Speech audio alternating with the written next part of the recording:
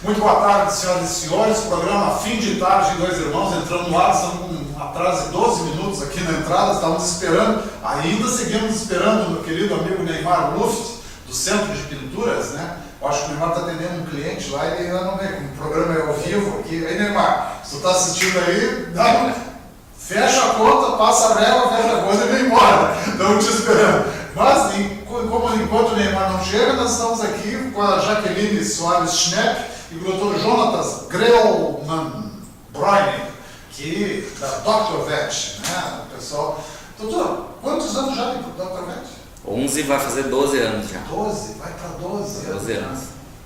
Nossa, nós brincávamos fora do ar aqui com os tempos das pessoas nessa cidade, né? Bom, tu te formaste aonde, João? Eu me formei na URGS em 2004. 2004. E aí resolveste abrir a Dr. Vet? Sim, aí eu fiquei meio ano na Alemanha, né? Sim. E aí fazendo estágio ou trabalhando? Trabalhando como veterinário. E aí, depois disso, aí eu voltei para o Brasil de novo. E aí, em cima dessa experiência, a gente começou a construir a clínica. Então, o projeto é voltado para a clínica veterinária, não é uma, vamos dizer assim, e não é uma casa adaptada. Muitas vezes, na época, quando eu me formei, muita coisa era adaptada. Então, vamos dizer, as outras clínicas eram uma casa, né? Se pegava uma casa, adaptava para fazer uma clínica veterinária. Por que tem que ter uma clínica veterinária, Torlani? Segundo o Conselho de Medicina Veterinária, as clínicas elas têm três tipos de clínica, né? As clínicas veterinárias sem internação, simplesmente uma clínica veterinária, com internação e com cirurgia. Então são três. A nossa tem essa classificação das três. Então tem internação, né? Tem os consultórios, então a estrutura, vamos dizer assim, a estrutura física que precisa ter uma clínica veterinária. A mínima seria consultório, recepção, né? E os banheiros, enfim, essas coisas assim. Aí acrescentar nisso a sala de cirurgia, né? Uma sala de cirurgia com antessala, todo. Na verdade, hoje em dia não se fala mais em sala de cirurgia, sim em bloco cirúrgico, né? Já ficou de uma forma, vamos dizer assim, bem parecida com nos humanos já há muito tempo. Então, tu tem uma sala de preparo, antisepsia, onde tu prepara o paciente, né? No nosso caso, a gente faz tricotomia, tira os pelos no local da cirurgia, porque em humanos não é tanto assim, né? Mas nos animais a gente sempre tem que preparar esses animais. Então, a gente tem o bloco cirúrgico e a nossa clínica conta com sala de internação, simplesmente uma sala de internação para animais que têm algum problema que não seja infeccioso, e aí o isolamento. E nesse isolamento são internados os animais que têm doenças infecciosas, para justamente não ter um trânsito de doenças entre animais. Por exemplo, para a gente poder internar um animal que tem insuficiência cardíaca, né? Interna na sala onde não tem doença infecciosa, porque a doença dele é uma doença que não é infecciosa, e na sala, então, no isolamento, a gente interna os animais que têm doença infecciosa, leptospirose, parvovirose, sinomose, né? São doenças de alto contágio. Isso tudo é dividido, né, da clínica? Tudo dividido, exatamente. É como um hospital de humanos. Exatamente. Só para outros animais. Só para os animais. E a nossa clínica, além dessa estrutura básica exigida, vamos dizer assim, pelos órgãos de fiscalização, a gente tem ainda laboratório, né? E que faz parte da clínica, e ainda o setor de apoio, né? Que é a lavanderia, dormitório e ainda uma cozinha. Então, o laboratório é de bioquímica mesmo? O laboratório a gente faz hoje exames bioquímicos e os hematológicos. Então, hemograma, leucograma, funções hepáticas, rim, fígado, né? Agora, como evoluiu aí, Jaqueline, doutor Jonas, como evoluiu o respeito para com os demais animais, que não são os humanos, né? Como evoluiu isso? E como também evoluíram as doenças. Esse dia eu levei um susto. Volume de animais, de cães com diabetes. Nem sabia que existia isso. Exatamente. Isso, vamos dizer assim, a diabetes, tanto como nos animais como nos humanos, é uma doença do progresso, vamos dizer assim, né? Então, diabetes também em humanos é um problema que a gente se preocupa, e nos animais não é diferente, né? E ela tem uma relação muito grande da mesma forma como o humano, com o sedentarismo, estresse e a alimentação, nos animais também. E os animais a gente não percebe tanto, vamos dizer assim, o ambiente estressante, né? A gente não tem como medir muito o estresse dos animais, né? Então muitas vezes a gente acha, não, mas o animal tem que ficar fora de casa, de repente correr na grama, mas talvez isso seja mais estressante.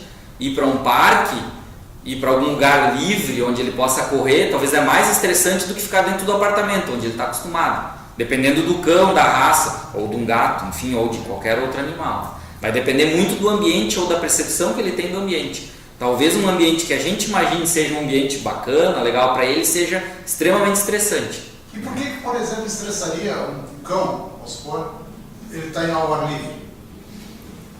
A falta de experiência com isso já é o primeiro motivo, né? Falta de experiência com o ar livre, né? Já é um fator de estresse. Ele não conhece aquilo ali. Então tem o medo do desconhecido, como nós. Tudo que a gente não conhece, a gente acaba tendo receio ou medo. Os animais é a mesma forma. Então, esse contato, a própria textura do chão, vamos dizer assim, os animais que não estão acostumados a pisar num gramado, né? Eles, na hora que eles pisam, eles têm pelos sensitivos, os pezinhos, né? Eles sentem, eles têm sensações, né? Então, até... Tem sinapse como ser humano? Sim, como ser humano, da mesma forma. E eles têm o sistema é um pouco diferente, é mais ligado, muito mais ligado a pelos, a sinalização ligada a pelos, né? Eles têm pelos especiais que a gente chama de vibrisas, que são pelos amplificadores. Esses pelos eles têm uma câmara de sangue ao redor, cheia de terminações nervosas. Então esse sangue fluido ele amplifica o sinal, da mesma forma como a água, por exemplo. Sim. Então qualquer coisa que aconteça naquele pelo, o sinal é amplificado muitas vezes. Então eles percebem muito melhor. E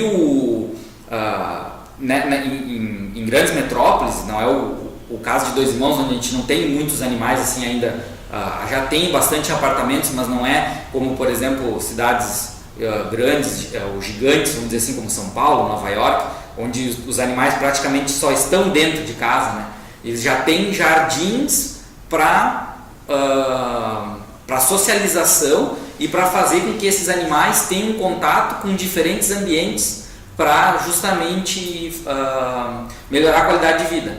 Então, locais específicos onde os animais vão e que tem ali um pouquinho de grama, porque também não tem muito espaço, né? Mas tem um espaço onde tem grama, tem um espaço onde tem areia, outro espaço onde tem brita, calçada, terra. Então, diferentes pisos, né? Madeira, para diferentes sensações. A sensorialidade dele é ampliada. Se descobriu que isso faz com que os animais tenham menos estresse, né? Esses animais que, vamos dizer assim, que estão na outra ponta, extremamente intradomiciliados, que a gente fala, né? E doutor, nós, por exemplo, eu noto assim que o Rio Grande do Sul, vamos falar em termos de Brasil, né? Nós conhecemos a nossa área aqui. Nos últimos, eu acho que o Dr. Verde está com 12 anos, vai para 12 anos agora. Né? Foi nesse período que houve uma grande evolução no trato, né, Jaqueline? Não sei se tu concordas. Sim, evoluiu muito. No entanto, assim, eu comecei a ajudar o Jonas na administração da clínica uns 2 anos após a abertura, né?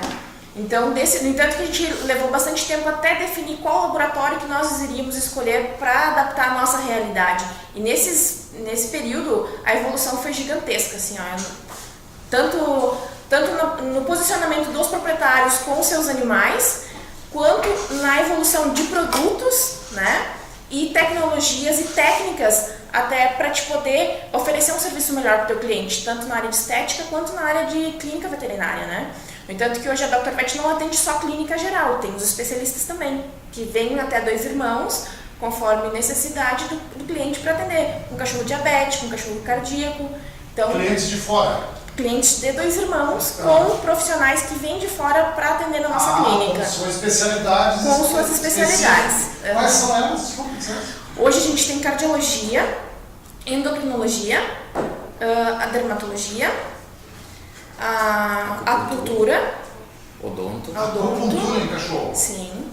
Hoje das especialidades, o nosso maior público é na acupuntura e na dermatologia. E como é que funciona, Jaqueline, a acupuntura em cães. Cães, especificamente, estamos falando, né? Cães ou gatos, indiferente, ou né? O volume maior é cão, normalmente por problemas de coluna, né?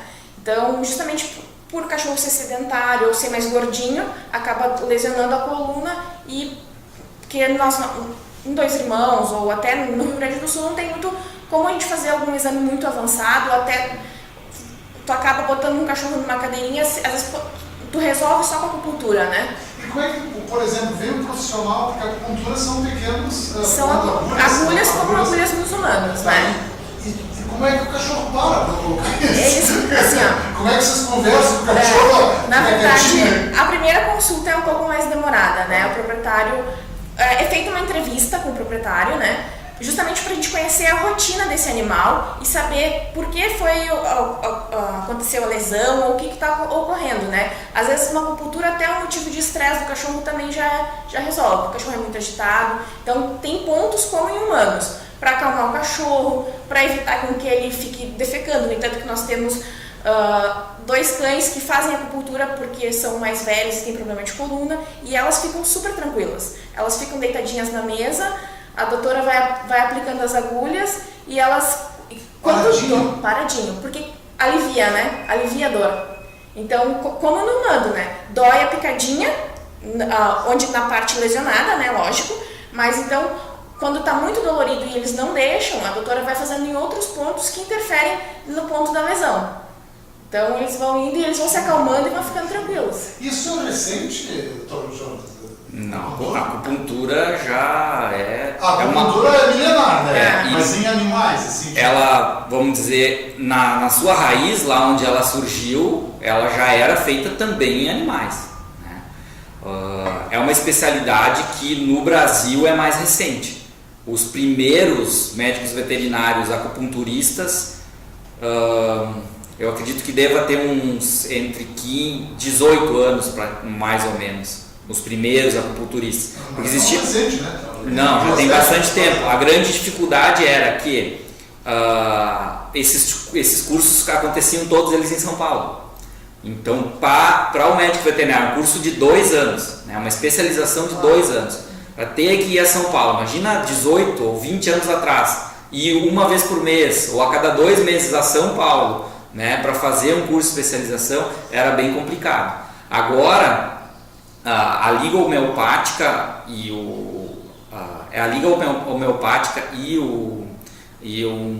a Associação de Acupuntura, eles trouxeram esse curso para o Rio Grande do Sul. Então existe um curso de acupuntura veterinária, um curso de especialização aqui no Rio Grande do Sul. Especificamente para veterinários? Exatamente, para veterinários, para animais, porque não é só para cães e para gatos. Sim. Se faz acupuntura, se usa muita acupuntura em equinos, né, cavalos de esporte, então que tem essas lesões crônicas de repetição, animais de salto ou de corrida, que no final das contas não podem receber nenhum anti-inflamatório, nada, porque isso é considerado doping.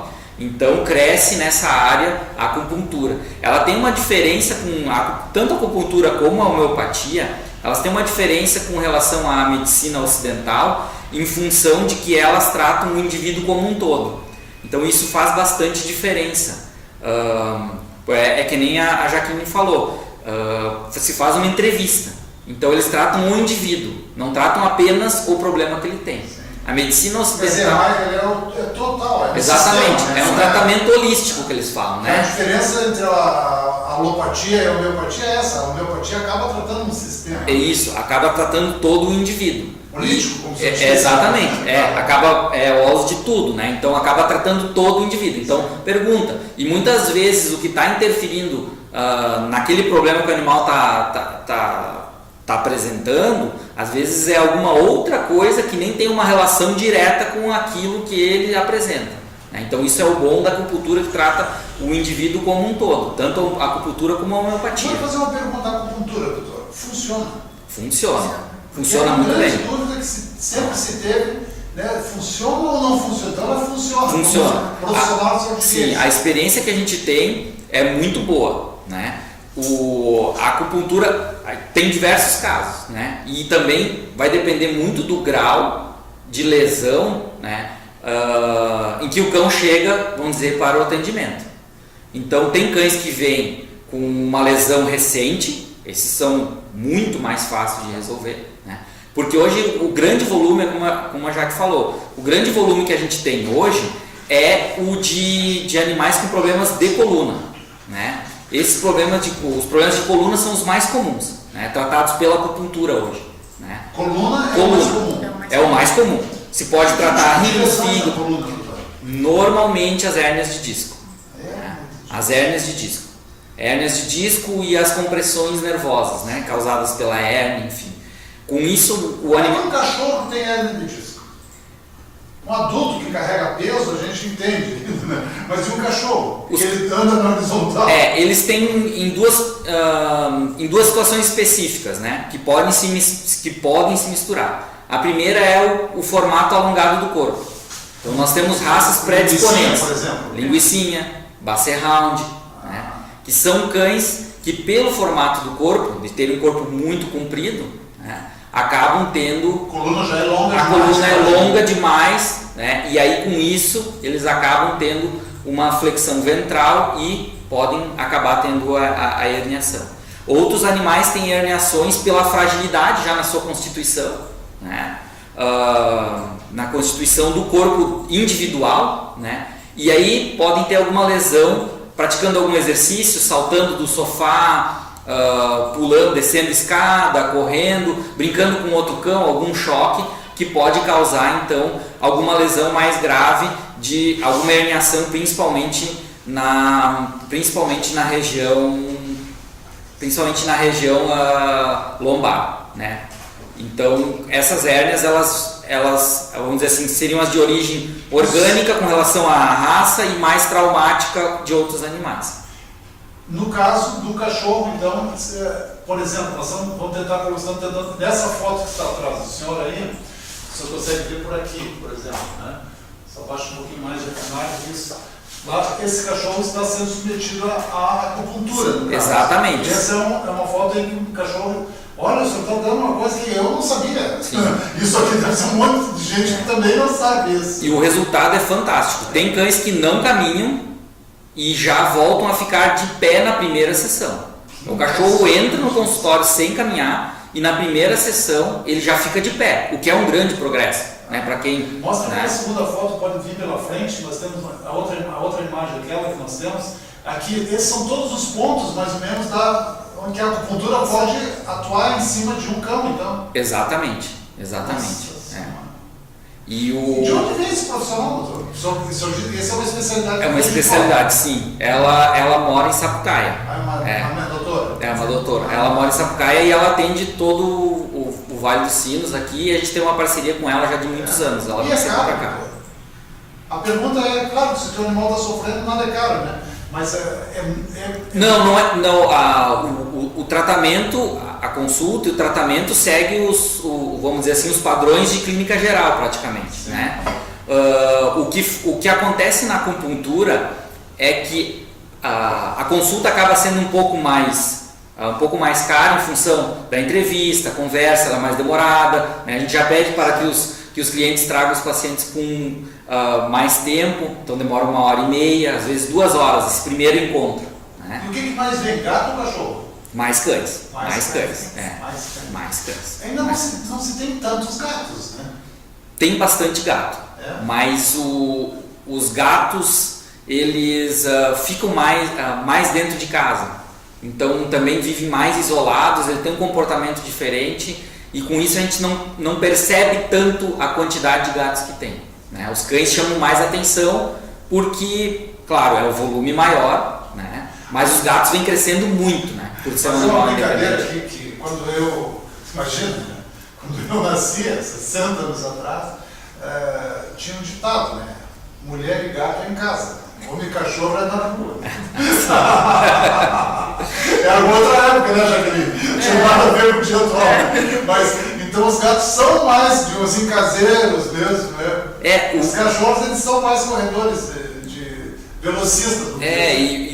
Os cães ficam as pessoas passeiam mais com os cães, né? É um animal que se adapta a passeios, né? Então a gente vê que a gente fica sentado olhando o pessoal passando na rua, né? Passa com os cães e tal. Então o gato não se presta tanto para isso.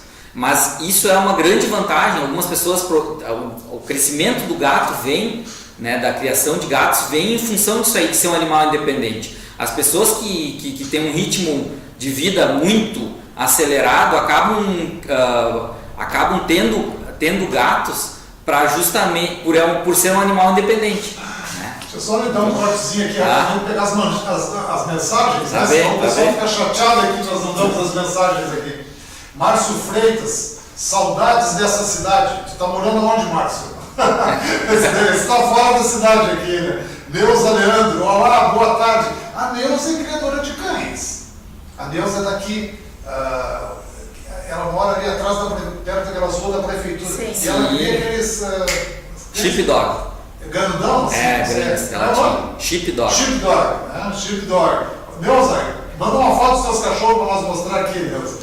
Roberto Caldas, de cama com febre e tosse com uma gripezinha daquelas que quando dá em cavalo, cai a cola do bicho. Mas assistindo o fim de tarde, um abraço a todos. Esse é meu irmão. Roberto, te cuida, né? Tu já não é uma guria, né? Ele já ia dando de triciclo por lá. Isso deve ser um problema do triciclo, cara. Altemir Jacobsen. Altemir também está assistindo o fim de tarde. Um grande abraço. Obrigado, Altemir.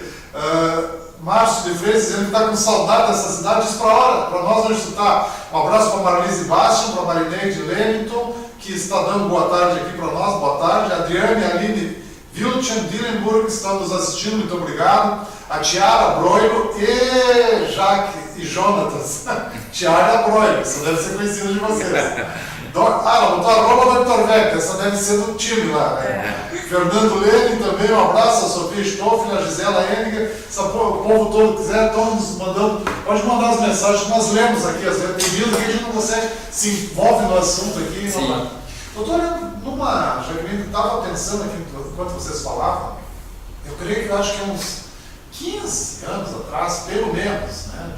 18 anos atrás, eu ia muito a Buenos Aires. Né? E assim, uma vez por mês, tinha uns assuntos lá que nós tínhamos que ir, então uma vez, muitas vezes eu ia para Buenos Aires.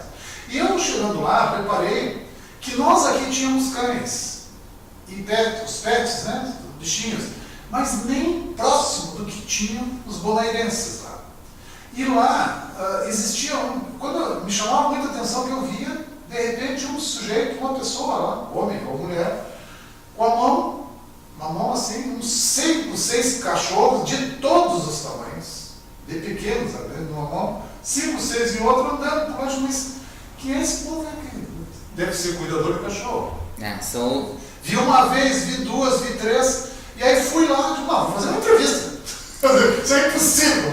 Aí eu peguei na época, meus celulares não eram que nem hoje, seria mais fácil com a câmera, mas na época eu levei uma câmera e filmei, né, e entrevistei um deles. E o que tu faz? Ele, não, eu passeio o cachorro. Eles são passeadores de cachorro. É uma profissão que nós não temos aqui. Né? Não assim naquela.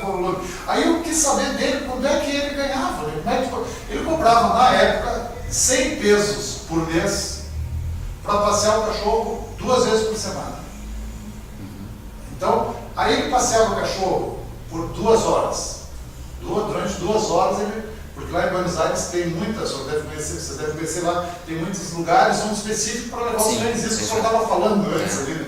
Um parte tem areia, parte tem grama, então acho que já deviam ter essa cultura que o senhor está nos relatando aqui agora. Aí passeava o cachorro, a cada 2 horas ele passeava, então ele chegava a passear 2 vezes por manhã, 2 vezes por tarde e 2 vezes por noite. Olha o volume de dinheiro que ele ganhava. Daí eu perguntei, mas se tu ganha dinheiro, dá bastante dinheiro? Sim, dá, porque eu também dou banho nos cachorros. Se a pessoa quiser, eu dou banho, é mais uma taxa. Se a pessoa quiser, eu vou e compro ração direitinho. Se quiser, eu também levo no veterinário. Os caras ganhavam uma nota, doutor Jonathan, assim, incrível, sabe? Fazendo passeador de cachorro. Me chamou a atenção que aqui, meus irmãos, eu vejo amigos meus, empresários, que eles tomam o tempo e eles mesmos passeiam o cachorro. A pergunta é, já existe algum passeador de cachorro por aqui? O senhor sabe? O senhor que está envolvido nisso ou não? Aqui em Dois Irmãos eu não conheço. É uma profissão que fica aí para as pessoas que quiserem Exato. ter um bom relacionamento na cidade. Isso aqui é um negócio incrível. Nesse formato não, existem os adestradores, né? Que a pessoa pode contratar para passear com o cão, né? Mas não nesse formato de, vamos dizer assim, de matilha, né? Que passeia com vários cães ao mesmo tempo, que é o tal do dog walking, né? Que a caminhada dos cães. Então esse que leva muitas vezes leva para um parque e tem até lugares para soltar os cães, né? A gente aqui tem muitos parques perto ali de onde, esse que eu entrevistei era perto onde é o congresso deles ali, né? Sim. Na Avenida de Maio do outro lado. Porque eles têm aí até os parques cercados, né? Os parques para cães, eles são especificamente para isso, né? As pessoas já levam os cães para lá e tem portões e tal, e aí pode soltar o seu cachorro lá que não tem problema nenhum. Então isso a gente aqui não tem, eu não conheço nenhum parque que seja cercado específico para passear com os cães. Como essa que nós estamos mostrando agora, vai colocar no fundo ou vai colocar aqui na frente de foto? Larga na frente, larga pela frente, não tem problema nenhum. Aqui ó, como essa fotinha, um pouquinho a imagem para usar. São esses aqui, né? Dá uma olhada, olha as pessoas que estão nos assistindo, o volume de cães que está sendo. E o cara está com o celular, está pensando no celular, viu? Tá vendo? E olha as pessoas, todo mundo que fica do lado de lá fica chamando a atenção, porque é uma coisa impressionante. E os cães se habituam, né? Eles se habituam, eles ficam no mesmo lugar, eles acabam se habituando a andar do lado daquele cão e eles vão sempre no mesmo ritmo, eles já sabem o caminho muitas vezes. Então por isso que o cara pode ficar falando no celular. Condicionam. Eles se condicionam muito, né? O cão é um animal que se condiciona com bastante facilidade. Né? E aí eles acabam, vamos dizer assim, ficando um amigo do outro ali no passeio, acabam ficando um mais pertinho do outro.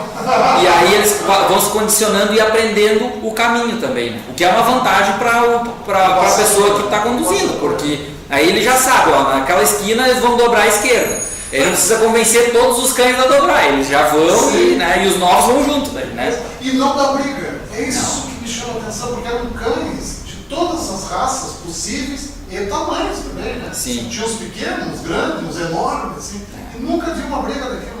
Isso são duas coisas, é o hábito de andar em matilha e se conhecer, e o segundo é que eles não estão em casa, né? Então isso faz diferença, né? Estar em casa ou estar na rua.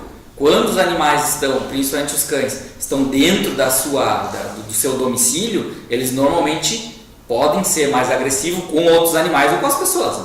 A gente vê, por exemplo, cães de raças de guarda, por exemplo, como Rottweiler, Pastor Alemão, Doberman, são cães que muitas vezes eu não consigo ir na casa da pessoa fazer o atendimento, porque o animal não se deixa manejar. Então eu peço que eles levem até a clínica, né, o cachorro, ele está fora da casa dele, aí o manejo se torna um pouco mais fácil. Ele fica tímido? Fica um pouco mais tímido e é aquela incerteza do novo, né, de não saber onde ele está, aquilo que a gente estava conversando no início do programa. Né? Acaba sendo uma situação estressante, mas às vezes a gente não tem outra forma de manejar esse animal sem correr risco para ele ou para as pessoas que estão no entorno, sem tirar ele da zona, vamos dizer, de conforto dele. Né? O senhor já teve acidente com o cachorro no atendimento? Já levou mordida, essas coisas? Mordida já levei, mas nunca foram mordidas graves, assim, né? Mas eu já levei. Uma vez eu entrevistei o Orlando Orfei, que era dono de circos aqui no Brasil, que era o homem que mais entendia de milhões, né? E eu conversando com ele, eu perguntei, ele já estava velhinho quando eu entrevistei ele para a Folha da Tarde.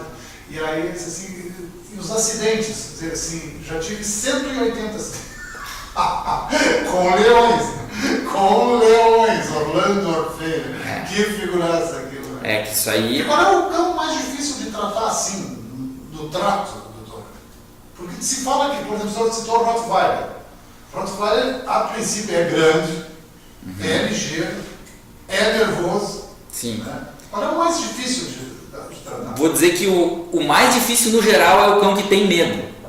Independente da raça, o animal que tem muito medo, os animais que são medrosos, esses são os piores. Porque eles mordem porque eles têm medo. Como reação de defesa. Esses são, vamos dizer assim, em geral os mais perigosos, porque muitas vezes a gente não está esperando. Né? Às vezes é um cão pequeno, vamos dizer um York ou um Pinscher, né? Pinscher a gente já sabe que é irritado, barulhento. Mas às vezes eles estão com medo e a gente precisa examinar, precisa olhar os olhos, precisa olhar a boca e a mão a nossa mão perto de um animal pequeno desses às vezes é uma ameaça. Ele fica com medo e aí ele ataca. Aí ele se defende E normalmente do medo dele. os acidentes são com cães que a gente não imagina. O maior índice de acidentes no Brasil a gente não sabe, mas por raça, por exemplo, na Europa, o maior índice de acidentes por categoria na Europa são os cães pastores. Né? Então, que nem são tidos como Collie, Border Collie, Sheepdog, né? Todos esses cães pastores, Austrália, que são cães. São Bernardo é o qual esse? Não, São Bernardo daí já é um cão de trabalho, já é diferente, não são os cães pastores, né? E esses cães pastores, por que acontece acidente? Porque quando chega no consultório, ou em qualquer lugar, um Rottweiler, um pastor alemão, um Doberman, as pessoas já ficam precavidas, elas já colocam uma focinheira, pedem para o proprietário conter o animal de uma melhor forma. Quando chega um cão pastor, a gente pensa, é um cão dócil, né? Um Border Collie é um cachorro dócil. Exato. Mas a gente não sabe o que esse cão traz, qual é a experiência que ele traz, né? Qual é a experiência negativa ou positiva que ele traz daquele ambiente onde ele está. Né? Ele pode associar, alguns especialistas em comportamento falam que por que às vezes um cão ele é nervoso com determinada pessoa que ele nunca viu. É porque ela pode lembrar vamos dizer assim, a fisionomia ou a forma da pessoa se expressar de alguém que alguma vez fez alguma coisa negativa para ele. Né? Então essa Cão tem memória. Cão tem memória. Ele se lembra. Tiara Broilo, estou de férias em Torres, indo para Garopaba.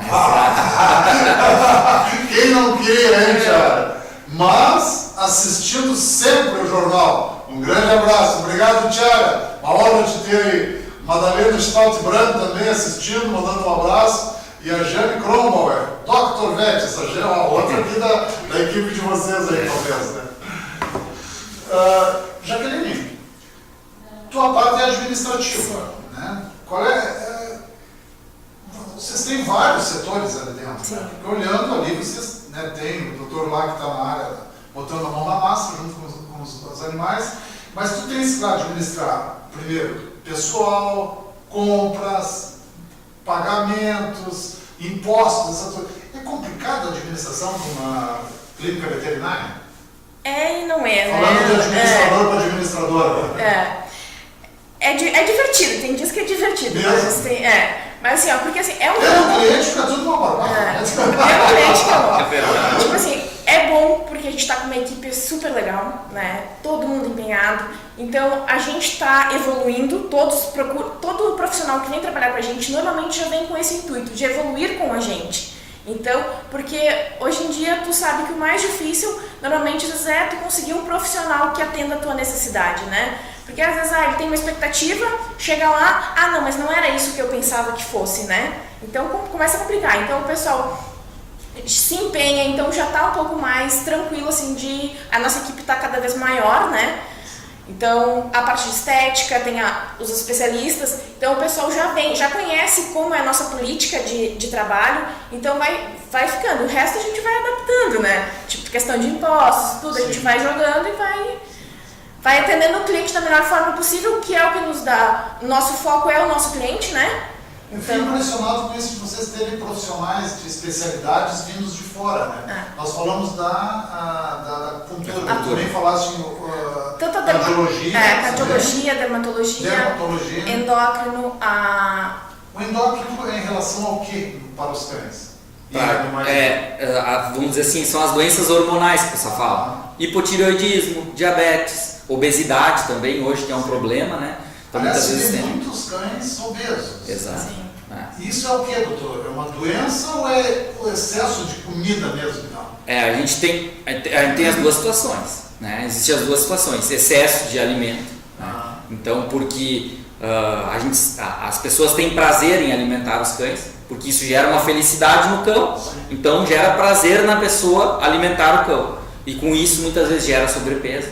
Mas não é raro esses animais que têm sobrepeso eles terem um problema endócrino, né? Eles terem alguma doença que talvez baixe o metabolismo deles, né? Eles ficam com o metabolismo mais lento, E aí aquele pouco alimento que eles recebem já é muito para eles. Então eles têm que fazer metabolismo de forma diferente. Acaba não gastando, ou o animal é muito sedentário.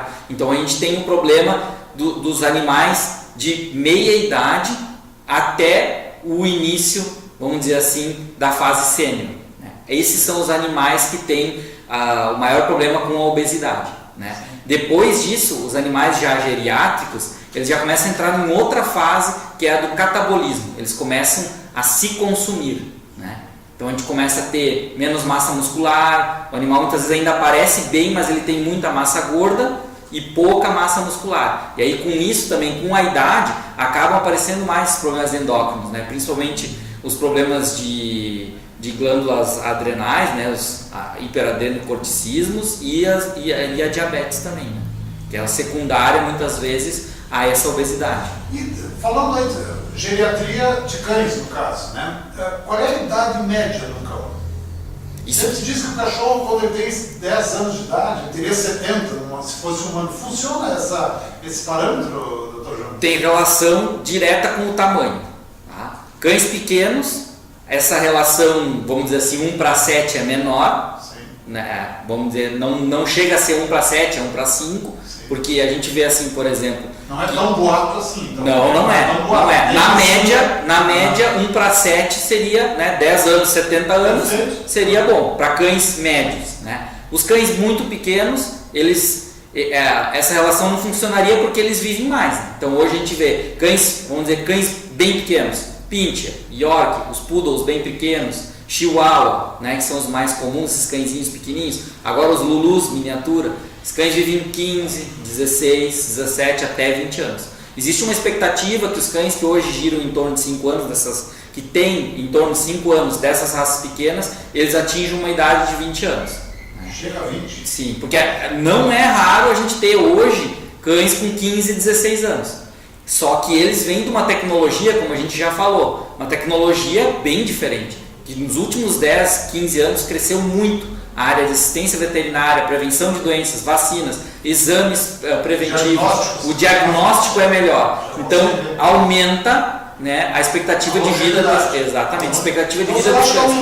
Você acredita que aumentou a sem sombra de dúvida, sem sombra de dúvida. Não foi só o ser humano que aumentou, aumentou também. Até toda a tecnologia que vem, desde ração, que é muito importante, porque as pessoas dizem, não, mas é a mesma comida que eu como, eu dou para o meu cão. Né? Só que o que acontece é o seguinte, o cachorro vai ter aquele pratinho dele ali, muitas vezes não se observa se aquele comedouro está bem higienizado, né? Ou se aquela comida, se ele comeu logo, se não ficou no calor ali, né? E às vezes ficou de um dia para o outro alguma coisa, então a comida começa a se deteriorar e isso pode dar problema no cão. Então as rações, via de regra, elas alimentam muito melhor, e tem alta tecnologia, com isso a gente consegue levar o cão por mais tempo também. Né? Nós estamos conversando aqui com o Dr. Jonatas Freund, sua esposa Jaqueline, também estou adorando essa conversa aqui, doutor, estou empolgado aqui com a conversa. Doutor, o ser humano se alimenta, em média, 3 vezes por dia, uma alimentação de manhã, uma de meio-dia e uma noite, em média. Né? Às vezes se diz para comer um pouquinho de manhã, na metade da manhã, um lanchinho lá. Né?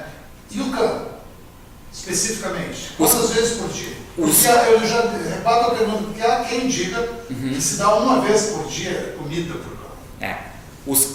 Os cães, eles, como a gente falou, eles se condicionam muito bem, né? Mas o início da vida deles, normalmente a gente maneja todos da mesma forma. Então o que acontece? O cão vem da mãe dele, onde ele está mamando ali várias vezes por dia, a cada hora. Ele mama até quando? Normalmente eles mamam até os 6 meses. O cão ele mama até os 25, 28 dias, depende um pouco da raça, 30 dias, 35 dias as raças menores, e aí a partir dali eles começam a receber alimento úmido, né? Então algumas papinhas, junto com eles ainda tomam leite materno, mas já recebem uma papinha. Essa papinha normalmente a gente oferece 4 a 5 vezes por dia, né? Cães de raça pequena, cães de raça grande comem umas 3 vezes ao dia, né? Os filhotes, né? Então eles vão estar ali na faixa aí, entre 35 e 45 dias. A partir dos 40, 45 dias, isso depende muito do manejo de cada criador, eles começam a receber a ração seca, essas rações que a gente conhece, né? As mais comuns, as rações secas. normalmente 3 vezes ao dia. Né? 3 ao dia. Exatamente. Manhã, tarde e noite. Isso, porque o metabolismo do filhote é bem acelerado, né? Ele tem uma taxa de crescimento alta e o compartimento estomacal é pequeno. Então ele não consegue comer o suficiente que ele precisa para se manter durante o dia. Então ele enche a barriga, mas se ele comer só naquele momento, ele vai acabar, vamos dizer assim, passando fome no fim do dia, quando fechar o ciclo. Então ele tem que ser alimentado 3 vezes ao dia. À medida que eles vão crescendo, a gente vai passando a 2 vezes ao dia, com 4, 5 meses, né? E assim ele vai indo. E aí vai da particularidade de cada proprietário ou até de raça. Né? Tem proprietários que continuam alimentando o cão 3 vezes ao dia, não tem problema nenhum. Né? É só, vamos dizer assim, o hábito de alimentar ele de manhã, de noite à noite. Porque na verdade ele vai comer o quanto ele tiver de fome, é isso? Não. Na verdade, Ou cada mostrou ração... ele come. No caso, animais que comem ração, cada ração vai ter na sua tabela a quantidade necessária por dia para ele, né? E, então o proprietário tem que observar justamente isso, a quantidade de ração que está estabelecido naquela ração. Todas as rações têm a sua tabelinha no verso, né? Diz cachorro de tantos quilos, de tal idade, tem que comer tantas gramas por dia, né? E isso a gente tem que observar, porque o cachorro vai crescendo, chega na fase adulta, ele vai diminuir a quantidade de ração que ele precisa comer e essa quantidade tem que ser dividida pela quantidade de vezes que o animal foi tratado. Quer dizer, né? uma conta simples, né? Exato. O volume de necessidade com o X durante o dia. Exato. Porque ele faz a pergunta porque tem, por exemplo, pessoas que têm cães de guarda, né? Eu acho que está mais difícil agora ter cão de guarda. Voltou bastante, agora voltou a ter. Voltou. É uma pena isso, né? Porque, nossa, mas de qualquer maneira, não estão julgando moralmente ninguém aqui, né? Estão só debatendo. E as pessoas dizem, não, você é um cão de guarda, tu não dá comida de noite para ele, porque ele vai ficar mais alerta. Isso é verdade. Normalmente os cães de guarda são alimentados pela manhã, né? Por 2 motivos. Porque normalmente depois de alimentado, como eles recebem uma grande quantidade de ração, né? Eles ficam com aquela moleza depois da comida, que nem a gente, né? Depois do almoço, fica ali cansado. Então eles também têm isso aí e acabam dormindo. Né? E são cães que dormem bastante, esses cães de raça grande, o sono deles é bem pesado. Então alimenta ele 1 vez por dia, né? E para condicionar ele também muitas vezes a ser preso. Então ele está no pátio, vamos dizer numa empresa que utiliza um cão de guarda, né? Chama ele, bota a comida, já faz o agrado, ele fica feliz em ser preso. Armadilha. Exatamente. Né? E aí depois vão chegar outros funcionários, enfim, que não tem contato com aquele animal ou outras pessoas, ou vai abrir o estabelecimento, enfim. A função de guarda dele, que é à noite, então ele é alimentado pela manhã e durante o dia ele fica no seu espaço. Na jaula, se vacaria, se dizia nas eras pequenas que o homem era preso pelo estômago. Os cachorros também. Os cachorros também. Os cachorros também. E doutor, qual é o maior, 2 irmãos que se cria, qual é o que mais aparece lá na Dr. Vet? Que tipo de raça? De raça? Hoje Qual é o cachorro da moda aqui? Cachorro da moda até o ano passado ainda era bastante o Shih Tzu, que é aquele bem peludo, assim, com os pelos caídos, né? E agora está crescendo mais os Spitz, ou Lulu da Pomerânia, que o pessoal fala, que é um cão mais como um lobinho, assim, né? Esse está crescendo, que agora está sendo, vamos dizer assim, virando o cão da moda no Brasil todo, enfim. Né? Eu já joguei com o cão da moda, eu lembro o primeiro, bom, antigamente era tudo pastor, né? Todo mundo queria ter um pastor. Né? Exato. O pastor capa preta. Isso. Não sei por que capa preta, porque ele tinha uma cobertura. Porque ele tinha essa cor preta, né? exatamente. Nas casas, já existia dentro de casa os pequenês, não sei se você chegou a conhecer, mas Sim. não sei se ainda existe. Existe. Pequenês. Era feio e chato esse cachorro. Né? E latinho, era uma praga. Depois eu lembro, aí começou o Cocker Spanish, né, que hoje não, é Cocker, eu acho. Cocker Spanish. Cocker Spanish, né, que se diz aí. Isso. E então aí depois, aí veio o que solicitou pequenininhos, peludinho, branquinho, aqueles, os poodles. Poodles, né? Isso, poodle. Ficou fazer uns poodle grandão, que eu já nem Também. imaginava que tinha isso. O poodle tem vários tamanhos. E agora aparecem raças que parecem que tiraram de umas raças híbridas que fazem. Na verdade, com a globalização, vamos dizer assim, o Brasil se abriu, né? E a gente hoje tem catalogados na FCI, que é a Federação Sinológica Internacional, que tem sede na Bélgica, mais de 300 raças de cães. Diferentes raças de cães, né? Fora as variedades ainda dentro, mais de 300. Então, se a pessoa tem curiosidade, lá entra no site da FCI, tem o padrão, como deve ser cada raça. Né? 12 anos já deve ter passado muitos tipos de cães lá pelo Dr. Vett. Quantas raças o senhor acha que existem andando por aí, Dois Irmãos, aproximadamente? Assim? Olha, raças em Dois Irmãos umas 30. 30? Pelo menos. É bastante? É bastante. Às vezes a gente não imagina, né? Mas aparecem os cães diferentes, pessoas às vezes que se mudaram para Dois Irmãos porque é uma cidade boa de morar, né? Às vezes vem de fora do Brasil. Então a gente teve esses dias uma cliente que veio da Holanda, né? Ela trouxe gatos, mas enfim, veio da Holanda. Então eles acabam morando aqui em Dois Irmãos, Morro Reuter, né? Sim. E aí com isso às vezes aparecem cães diferentes mesmo, assim, Os tipos bem diferentes. Por exemplo, tem muito cão, por exemplo, na América, que tem um tipo de cães específicos, né? Na Europa a gente tem todos os tipos de cães, mas nunca se ouve falar cães, por exemplo, no mundo árabe. Não sei se eles têm cães. Tem. Eles têm cães e existe um grupo, a criação de cães é dividida em 11 grupos diferentes, 11 grandes grupos, né? Então cães de trabalho, cães pastores, etc. E o mundo árabe eles têm um grupo que é dominado por eles, que são cães de corrida. Ah, é? Né? Os galgos? Esses galgos são todos eles de origem árabe. São árabes? E são várias raças. O Greyhound, esse? Greyhound. E aí a gente tem, por exemplo, o Afghan, que é um Greyhound com, vamos dizer assim, a grosso modo com pelo longo, com charme. Mas que na sua origem todos eles eram utilizados para caçar. Né?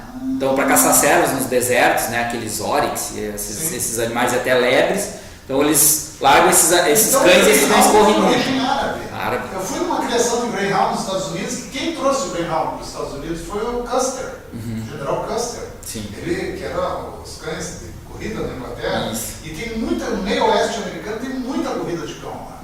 E eles treinam ele num círculo assim, Isso. com um coelho, né? Claro, um coelho falso, né? Isso. E os cães, eu tive, quando tu tá no canil assim, tem muitos cães. E se tu sair correndo, eles sentem um desafio e saem correndo junto, né? Sim. É incrível, são os cachorros lindos aqueles, né? Então a origem, vamos dizer assim, dessas raças o Greyhound, especificamente ele, é uma raça britânica. Sim. Mas de origem árabe, né? Vinda desses cães com pernas compridas, bem magros, né? E um tórax bem profundo para poder respirar bastante, né? Exatamente. Márcia Mendonça Leão, excelentes profissionais da Dr. Vett, então mandando um abraço para vocês aí. E a Fran Paulinho, aí Jaque, beijos, deve ser amiga, né? Sim. Mandando, nós estamos indo para o final do programa aqui, então vamos falar um pouquinho mais, gente. Começamos atrasado, agora vamos dar uma avançada uns minutinhos. Já que, assim, o que mudou desde o início do Dr. Vett? 2 anos depois tu te empregaste na administração. De lá para cá, o que modificou? Tudo. Tanto a questão de estrutura, no entanto que a Dr. Vett ainda esse ano vai fazer mais algumas reformas para melhor atender o nosso cliente, né? Sim. Então a gente vai fazer algumas mudanças. A parte de clínica geral, né? Sim. Tanto que hoje a gente tem 2 clínicos gerais, o Jonas e o Dr. Rômulo, que atendem como clínicos gerais na clínica. Diariamente? Vamos ver.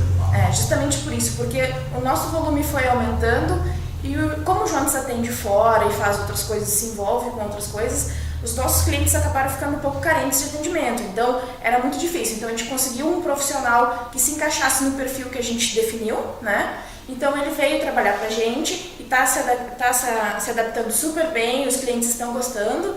Então é justamente por isso, para a gente ter mais profissionais e mais horários para atender o nosso cliente, né? Parte de estética mudou muito, a gente hoje tem muito mais serviço para oferecer para o nosso cliente, né? Não simplesmente um banho, mas um banho, uma hidratação, uma tosa diferenciada, uma tosa padrão, que às vezes é difícil tu conseguir alguém que faça, né? Uma remoção do subpelo, que às vezes o cachorro não precisa ser tosado, ou até dependendo da raça não pode ser tosado, né? Tem uma raça que não pode ser tosada? Tem. Spitz é uma raça, Spitz e Chow Chow. São 2 raças mais comuns que não podem ser tosadas. Parece um leãozinho. Exatamente, porque eles têm uma pelagem primitiva. Então assim, cada animal tem a sua estrutura de pelo, né? Seu tipo de pelo. Então o profissional é obrigado a conhecer para oferecer o serviço. Porque hoje, se tu tosar um Chow Chow, tu corre o risco do pelo nunca mais crescer. E daí? Porque eles desenvolvem a síndrome da alopécia que a gente conhece, né? Eles têm alopécia também. esse cães. Sim, tem. Todos os animais de pelagem primitiva, né?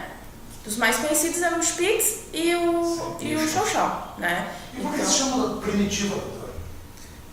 A pelagem primitiva é porque, pela forma como ela se apresenta, né? Que é um pelo bem mesclado entre pelos e subpelos, né? Então, se desconfia que os primeiros cães tinham essa pelagem, né? Então, original, né? exatamente. O Akita também é um cão que ele tem uma pelagem bastante primitiva, né? Então, a gente vê, o Akita é parecido com um lobo, apesar do cão não ter nada a ver com o lobo, né? Ele é um primo. Exatamente, ele é bem diferente. Mas isso que a Jaque falou é bem importante da remoção de subpelo. Muitas pessoas vêm querendo tosar os animais e se esquecem que os pelos, eles são uma camada protetora, inclusive para os raios solares, né? Então, um cachorro com um pelo curto, né, ele pode até, um cachorro de pelo mais longo que é tosado, ele pode até sofrer queimaduras do sol, né?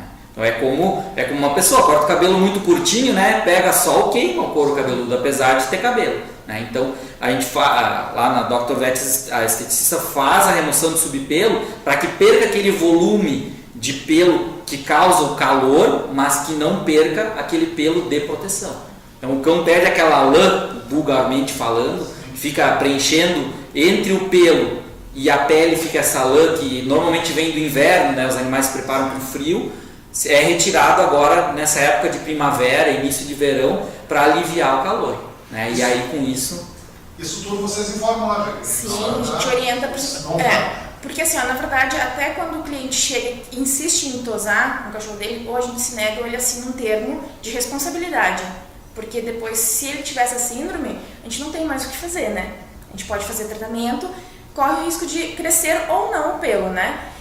Mas a remoção do pelo, tanto nos primitivos quanto nos animais de pelo curto, né? Quantos pugs a gente vê tosado que não teria necessidade de tosar? Porque é justamente por isso. Todos os animais, no Rio Grande do Sul principalmente, né, trocam de pelagem 2 vezes ao ano, por causa da nossa troca de clima, justamente por isso, né? Eles criam pelo para o inverno e depois perdem esse pelo para o verão. Então, normalmente esse pelo é o que está soltando e é o que incomoda o proprietário em casa, que tem pelo no chão. Faz uma remoção, faz uma hidratação, hidrata o pelo e a pele daquele animal, justamente para isso. Para que ele venha com o pelo mais bonito, né? Não fique caindo e tu não tenha necessidade de tosar, né? Já que eu também tenho uma dúvida aqui, deixa eu fazer a pergunta, né? Não Pode frente, perguntar. mas eu vou fazer a Sim. pergunta, né? Eu tenho visto em alguns lugares cães peludinhos, né, normalmente branco, pintados como se pinta cabelo de gente, assim, sabe? Com outras Sim. cores. As pessoas pedem isso já. Em Dois Aqui, Irmãos, Dois não, Irmãos, em Dois isso. Irmãos ainda não, ninguém pediu, né? Até Eu já alguns vi anos rosa, já vi roxo, já vi vermelho, já vi de tudo, né? alguns anos atrás até isso era moda. Hoje esses cães pintados são usados apenas para competição, normalmente, né? Que é uma categoria que é chamada creative, que tu vai fazer uma imagem no animal, Sim. né? Tu vai desenhar um dragão, tu vai fazer alguma coisa e eles usam para pintar. Então, normalmente o proprietário pet não pede, né? Sim. E a Dr. Vet hoje não oferece esse serviço Tem porque que ter cuidado, né? Porque tem vocês que, devem exato, conversar tem que mais. ter cuidado e não só isso, né? Depois o proprietário não gosta e assim vai. E o material custa caro, né? Então, assim, como a gente não... A Dr. Vet participa também de competições de tosa, por isso que a nossa profissional hoje é tão... Exato. E onde é que ocorre a competição de tosa? Ela participou ano passado do Grum Sul, que aconteceu em São Leopoldo, até eu fui uma das organizadoras do evento. Sim. Então a gente vai a São Isso a Paulo. senhora não traz aqui pra gente fazer uma... Mas nós vamos trazer, porque o Grum Sul esse ano provavelmente vai acontecer novamente. E daí a gente Tem que trazer um desse concurso pra cá, pra dar esse Sim. ponto. Aí nós falamos de Vamos organizar alguma coisa. Porque, na verdade, uma competição de tosa envolve muita gente. Então a gente precisa... eu entrei como apoio, na verdade, na organização, justamente para isso, porque envolve assim, éramos entre duas e ainda faltou gente, e daí a pessoa da organização, é gente para hospedar, porque vem gente de São Paulo, vem gente de todo o país para as competições. Porque existe um ranking nacional para isso, né?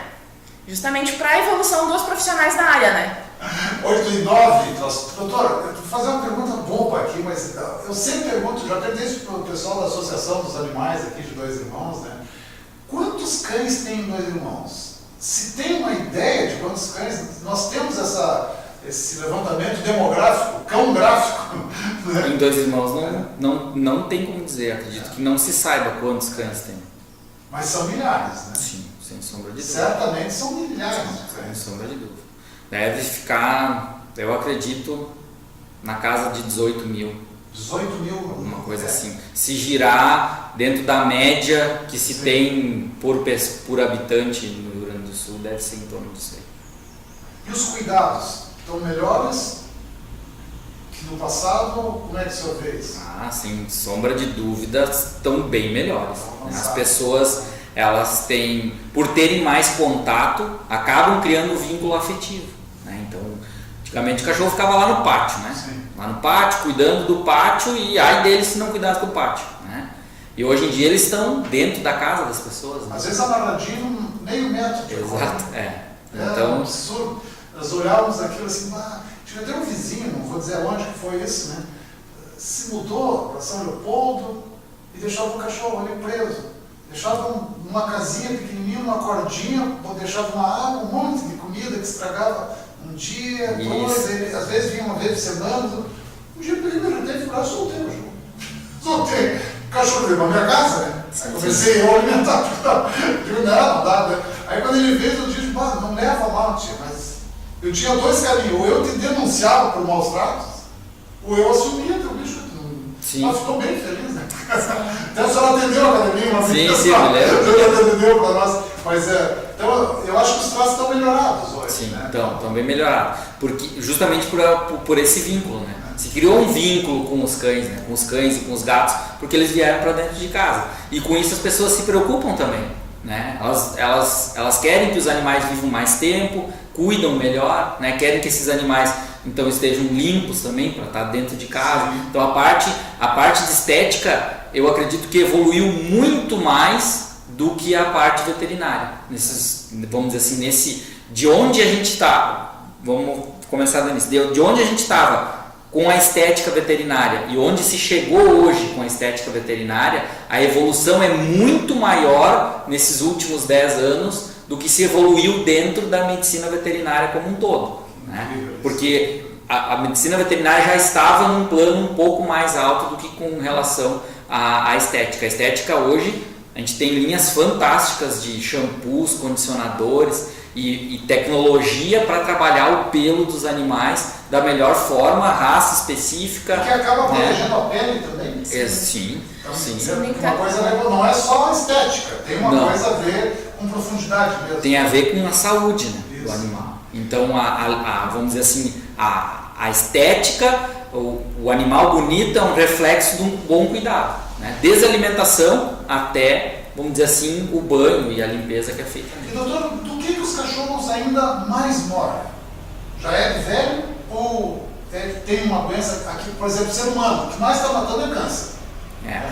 Vendo aí, câncer, né, é um desativo nos humanos.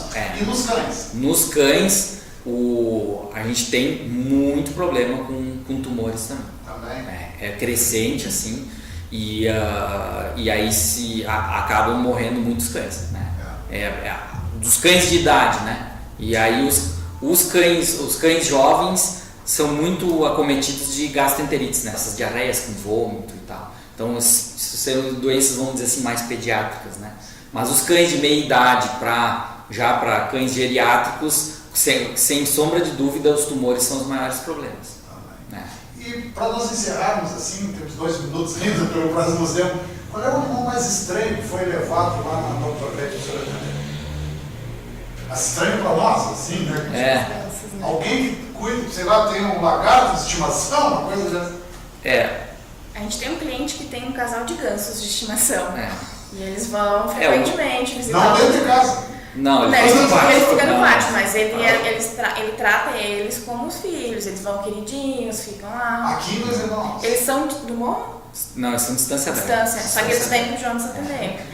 O que o veterinário vamos dizer assim, do interior, né, muitas vezes acaba tendo que atender. E na Alemanha é muito assim, né? Que o médico veterinário, ele atende os animais, independente da sua vamos dizer assim, da sua função específica, né, de ter uma pós-graduação, como eu tenho pós-graduação em clínica e cirurgia de pequenos animais, não deixe de atender outros animais. Continua sendo veterinário. Exatamente. E muitas pessoas procuram isso aí. Então a gente é comum atender hamster, né, porquinho da Índia, coelho, né, pessoas que têm esses animais como animais de estimação. Coelho, né? dentro de casa. Coelho dentro de casa. Calopsita, né? Canário, periquito. Então as aves também, tem muitas aves. Tem pessoas que têm, já tinha um cliente uns anos atrás que tinha um galo de estimação, então esse animal às vezes ficava doente, acabou morrendo de velho, depois estava com 15, 16 anos, morreu o galo. Mas então as pessoas trazem, porque elas ficam sabendo que na Dr. Vet tem assistência para esse tipo de animal também, que às vezes é uma clínica um pouco diferente, né? Essa clínica de répteis também tem, o pessoal traz. O mais comum hoje de clínica de répteis são as tartarugas e os jabutis, né? Lagartos ainda não é tanto, mesmo porque o lagarto ele tem mais doenças de manejo, e hoje a internet ajudou muito os criadores desse tipo de animal. Então, que manejam melhor. E tem quem cria lagartos, não? Sim, tem. O mais comum são esses geckos, né? Que são esses lagartos de deserto que ficam em terrários secos, né? Sim. E aí tem várias variações e tal. Isso é um mundo à parte, a criação desses répteis, desde serpentes até os lagartos também, né? Tive um amigo que chegou numa casa em Manaus, dormiu com um calor infernal, porque Manaus é impressionantemente quente e impressionantemente úmido, né? Então é terrível. Né? E mosquito, é uma praga. Manaus é. Nossa, né? Todo mundo acha Manaus maravilhoso, a floresta, mas lá é tenebrosa. E aí ele se acordou de manhã, abriu a janela, estava bem tranquilo, deu uma olhada para baixo, embaixo da cama tinha uma jiboia. Ele se atirou pela janela para fora. Pelo amor de Deus! Não, é de estimação, eles tinham uma jiboia de estimação. Jiboia, não a sucuri. A jiboia, né? Porque a sucuri ela abre a boca maior, ela pode. Mas a jiboia não, é diferente. A jiboia é diferente. E aí eles que durante uns 3 meses ele ainda olhava de lado para aquele bicho. E depois foi se acostumando no convívio aí. Mas não é tão simples. Não. Doutor Jonas, muito obrigado aqui pela sua presença. Jaqueline, muito obrigado também aqui pela presença de vocês. Uma satisfação, uma honra. Tenho certeza que as pessoas que nos assistiram aí ficaram encantados, né, com tudo que nós estamos conversando aqui com vocês. Ainda poderíamos ficar horas e horas aqui falando sobre isso, né? Mas grande abraço para vocês, muito obrigado, né? E despedidas de vocês aí, então. Eu gostaria de agradecer o público, o convite, né, Alan, para vir aqui. A gente está sempre à disposição, né, para vir conversar. E as pessoas que ainda tiverem dúvida podem procurar a nossa equipe lá na Dr. Vet, vir conversar comigo, com a Jaqueline, ou com as meninas que trabalham lá na estética e as secretárias, que todo mundo está à disposição para resolver todas as dúvidas. Jaqueline. E precisando, né, a Dr. Vet está aí, se a gente não tiver a especialidade, a gente busca ela, que a gente procura realmente satisfazer o nosso cliente, né. Agradecer a todos ao convite, muito obrigada, e aguardamos uma próxima oportunidade para falar um pouquinho mais. Eu quero dizer para as pessoas que nos assistem que a função do programa Fim de Tarde, da TV local que nós criamos, né, o jornal Dois Irmãos faz um jornalismo clássico, né, notícias ruins, notícias boas, mistura tudo aquilo que faz. Aqui na TV local nós temos uma opção, né, que é a opção de mostrar a parte boa da cidade, né? Não, nós sabemos que em algumas áreas existem problemas, mas não chega até a TV local. Aqui a função é pegar a Jaqueline, o Dr. Jonas, assim como todos os que passam por aqui, e mostrar o que eles fazem de melhor. E que, em fazendo esse melhor deles, a cidade fica melhor também. Então, é certeza que vocês aqui, desde que o senhor chegou aqui, a Jaqueline também, que nós temos uma clínica veterinária como a de vocês aqui, não estão fazendo propaganda, mas é propaganda, né? Não tenho que dizer, eles estão aqui a convite gratuitamente, eles podem dizer isso no ar aqui, ninguém paga nada para estar aqui nesse programa, mas o trabalho bem feito deles faz com que muitas pessoas se sintam felizes, confortadas, seguras, alegres por poder ter um atendimento. Então isso faz a diferença. Esse programa, Dr. Jonas e Jaqueline, nós temos a nossa meta, a nossa missão, né? Toda empresa tem uma missão. A nossa é fazer uma ampliação do serviço de gentilezas na cidade, né? Mostrando aquilo que as pessoas fazem de bom aqui. Né? O mundo precisa de pessoas mais gentis, né? Nós temos que ampliar nossa gentileza. Então, Dois Irmãos tem muita gente fazendo voluntariado em muitos setores e nós sempre incentivamos mais. Então, todas as pessoas que vêm aqui, nós lembramos isso, né? Porque é importante que a cidade tenha um volume grande de pessoas fazendo coisas não só para si, mas para os outros também, né? Em todos os setores, né?